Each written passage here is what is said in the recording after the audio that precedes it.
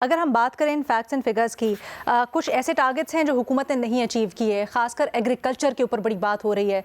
कितना बड़ा ये मिस है हुकूमत की तरफ से और क्या समझते हैं इसकी वजह क्या है?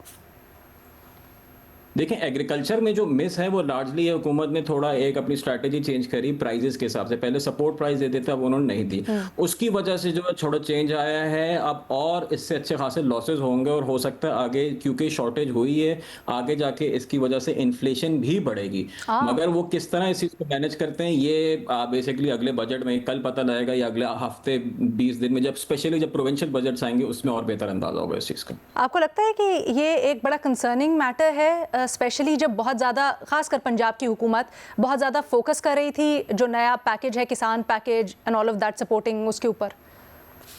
जी, उसमें फ़ोकस तो हो रहा था, मगर बात सारी है ना कि पैकेज जब अनाउंस होने से लेके इम्प्लीमेंट होने तक या डिसबर्समेंट होने तक इतना टाइम लगता है, उस वक़्त निकल जाता है। ठीक क्या है। अगले साल ये चीज़ हो पाएगी, वो चीज़ मैटर करती है, क्योंकि टाइमिंग जो है इन चीज़ों में बहुत मैटर करती है। यू कैन बिल्कुल सही। Have a package in place, मगर जब सारा काम हो गया, पैकेज आ रहा है, तो उस चीज़ का फ़ायदा नहीं होता कोई। ठीक है।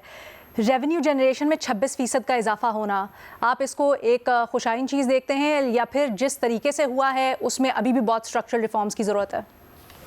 देखें, उसमें तो स्ट्रिक्टली ये ज़्यादातर इन्फ्लेशन की वजह से हुआ है, अफरात-ए-ज़र की वजह से हर चीज़ की। अगर आप पहले कोई एक चीज़ ₹100 की लेते थे, वो 125 से ₹130 की हो गई, तो उस पे अगर 18% जीएसटी लगता था, ऑटोमैटिकली वो भी उस हिसाब से बढ़ गया। ठीक है। अगर हम इसको डाइसेक्ट करें तो डायरेक्ट टैक्सेस को बहुत ज़्यादा नहीं इंक्रीज़ हुए। डायरेक्ट टैक्सेस ज़्यादा इंक्रीज़ हुई हुई हैं, वो सैलरीड तबका जो है उसके ऊपर हुए हैं। आफ्टर टैक्स सैलरी एक्चुअली उनकी कम हो गई, जिसकी वजह से आपकी कंज़म्पशन है, डिमांड भी कम हो गई है। तो जो करंट जो टैक्सेशन का हुँ, स्ट्रक्चर है, हुँ। उसमें तो अब और गुंजाइश ही नहीं है कि आप किसी तरह टैक्स को इंक्रीज कर सकें।